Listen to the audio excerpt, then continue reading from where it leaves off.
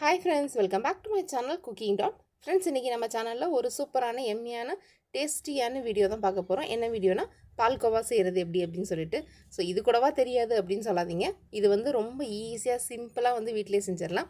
So வீட்ல வந்து திடீர்னு யாராவது கெஸ்ட் வராங்க இல்ல நம்ம வந்து யாருக்காவது ஏதாவது எடுத்துட்டு போறோம். இப்ப வீட்டுக்கு யார் வீட்டுக்காவது போறோம் அப்படினா எப்பவுமே வந்து கடையில தான் ஸ்வீட் வாங்கிட்டு இருப்போம். சோ அந்த மாதிரி டைம்ல இந்த மாதிரி வந்து ஈஸி அவேலபிளான பாலை வச்சு நம்ம வந்து ஒரு பால்கோவா செய்றோம் அப்படினா அது வந்து ரொம்பவே நல்லா இருக்கும். நம்ம ஹோம்மேட் நம்ம வந்து முதல்லலாம் வந்து வீட்ல செஞ்சு தான் நம்ம வந்து எல்லாருக்கும் எடுத்துட்டு போவோம். ஸோ இப்போ தான் வந்து ரொம்ப ஃபேஷன் ஆயிடுச்சு. நல்ல ஃபேமஸான ஒரு பெரிய கடையில் போயிட்டு இது ஒரு 1/4 கிலோ அது ஒரு 1/4 கிலோ 1/2 கிலோ 1 கிலோன்னு வாங்கி கொண்டு போய் கொடுக்குறது. ஸோ இந்த மாதிரி நம்ம ஏதாவது செஞ்சு நம்மளோட டிஃபன் பாக்ஸில் போட்டு கொடுத்தோம் அப்படின்னா அதுவே வந்து ரொம்ப நல்லாயிருக்கும். ஸோ இதுக்கு நான் வந்து ஒரு லிட்டர் பால் எடுத்து நல்லா சுண்டை காய்ச்சிட்டே இருக்கிறேன். அதில் வர ஆடை எல்லாத்தையுமே வந்து அதிலே வந்து நம்ம வந்து அதிலே வந்து அப்படியே சுரண்டி சுரண்டி அதிலே விட்டுட்டோம்னா ரொம்ப அழகாக வந்து உங்களுக்கு வந்து திக்கான பால் வந்து ஆகிடும். நம்ம எடுத்த 1 லிட்டர் பால் நல்லா ஒரு 1/4 லிட்டர் அளவுக்கு சுண்டி வர வரைக்கும் நம்ம வந்து இதே மாதிரி பண்ணணும். இது வந்து நான் எடுத்துருக்கிறது வந்து பசும்பால். நல்லா நமக்கு வந்து சுண்டி வரும்போது அது வந்து இன்னும் நல்லா டார்க் எல்லோவாக வந்து நமக்கு கிடைக்கும்.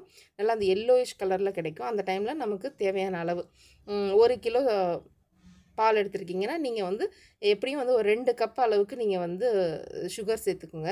ஏன்னா நம்ம பால் எந்த அளவுக்கு குறையுதோ அந்த அளவுக்கு நம்ம சேர்த்தா கரெக்டாக இருக்கும். 1/4 கிலோ அளவுக்கு நம்ம பால் 1/4 லிட்டர் குறையுது அப்படின்னும் போது நம்ம வந்து 2 கப்பு டீ குடிக்கிற கிளாஸ் டம்ளர் இருக்குல்ல 100 டம்ளர் அதில் வந்து நம்ம 2 கப்பு மீன்ஸ் 200 சுகர் சேர்த்தோன்னா கரெக்டாக இருக்கும்.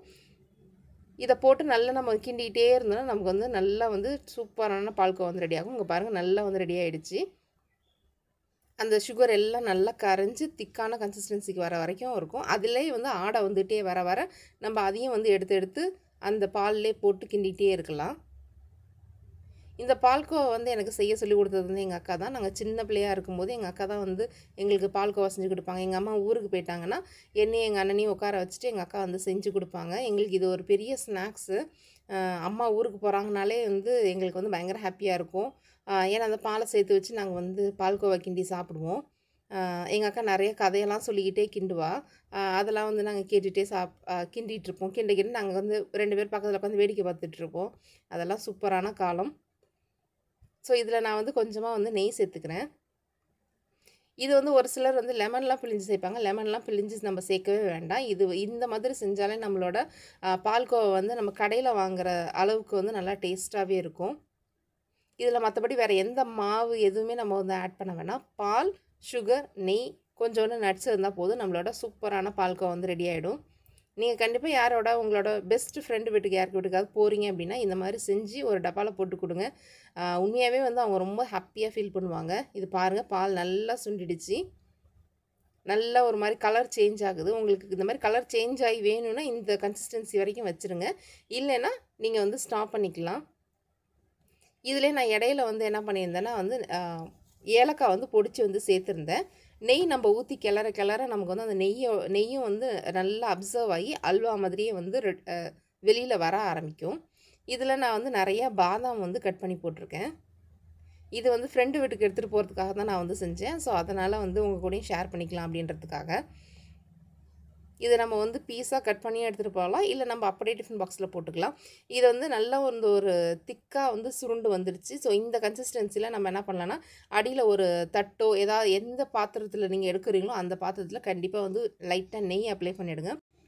நம்ம நெய் அப்ளை பண்ணிட்டோம் அப்படின்னா நம்ம வந்து கட் பண்ணி எடுத்தாலும் சரி இல்லை நம்ம அப்படியே சாப்பிட்டாலும் அந்த நெய்யோட ஃப்ளேவரும் நல்லாயிருக்கும். ப்ளஸ் எடுக்கிறதுக்கு நமக்கு வந்து கொஞ்சம் ஃப்ளெக்சிபிளாக நல்லாயிருக்கும். இதில் வந்து நம்ம வந்து நட்ஸை வந்து ஃப்ரை பண்ணியெல்லாம் போட வேணாம். நம்ம அப்படியே போடலாம்.